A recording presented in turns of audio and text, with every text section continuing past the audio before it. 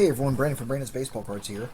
Tonight we're going to be discussing more on pack grading, which is a topic that I've talked about in previous videos, but I think it's good to have an example to kind of highlight this point that I've made in previous videos, that pack grading is problematic. And it's problematic because for a lot of different reasons. Number one, because unlike cards that once you get them graded, they're in the holder. They don't really move around very much most of the time, right? In most instances, you're in the ideal instance, your card that you've gotten graded and in a slab is not moving around very much, and the grade isn't changing. The condition of the card isn't really changing at all. Pack grading is so different because it's deeply problematic because, as I've mentioned in previous videos, you could get a pack graded and have it come back, let's say PSA 8, but in the process of the pack, the gum moving around in the pack, you could get a hole in the pack. There are a lot of issues that could happen. You could get a big rip in the pack if the gum moves just right. So you could have a pack that is a PSA 8 or even a PSA 9, and it looks terrible because of something that's happened after the grade has been assigned. Another example of something that can happen after a grade has been assigned. If you see this example, this is a raw, ungraded 87 Fleer cello pack with a Bo Jackson rookie card on top that sold for $30 on August 16th of this year on eBay.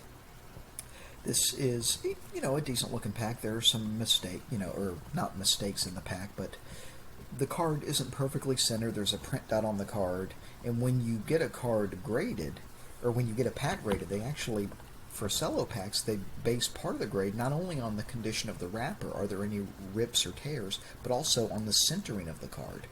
So if the top card and the bottom card are really off center, the pack will be assigned a lower grade by PSA compared to if the centering was perfect on the card.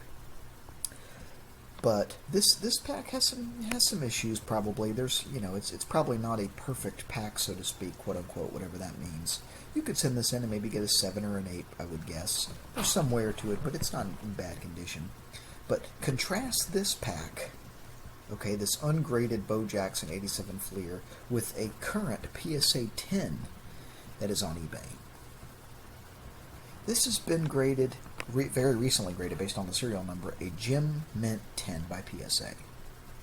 Look at this pack. Look at the warping in the wrapper.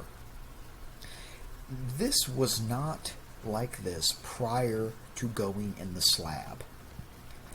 What happened was they looked at the pack, they determined it was a 10, they put it in their big holder, and the pack, just like we've seen that can happen with gum, the plastic shifted and it got this really, really ugly appearance. It has this really ugly appearance now with all of these wrinkles.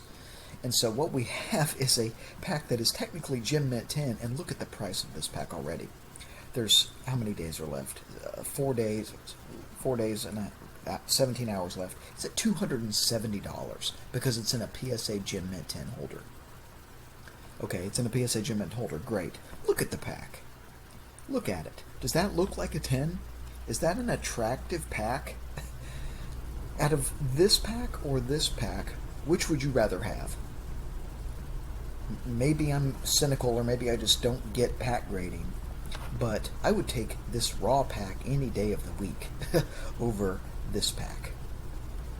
So I just wanted to talk about this because this is something that's I really wanted to provide some examples of why pack grading is so problematic, and I think this is a really, really great example of this. Let me know your thoughts below. Always happy to have a dialogue with you guys. Thanks as always for watching, and keep collecting vintage baseball.